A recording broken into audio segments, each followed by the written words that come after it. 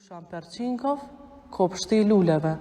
Dušan Percinkov është përfaqësuesi më i rëndësishëm i pikturës gjeometrike. Nga artistët më autentik në Maqedoni, ai hulumton plotësisht marrëdhëniet midis botës urbane dhe natyrës. Piktura, grafika dhe objektet e tij trajtojnë ngjyrën nga tonet më të ulëta deri në tonet më të larta.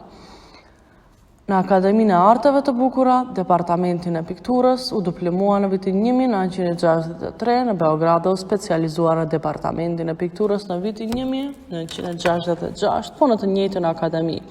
Punimi kopshti i luleve daton nga vitin 1971, pikturuar në frymën e gjeometrisë abstrakte me një stil karakteristik dhe të dallueshëm të autorit, pra një qasje sistematike ndaj pikturës, pastrimit dhe kuptimit vizual të motivit, qoftë si ai detaj natyrës apo ambienti periferik.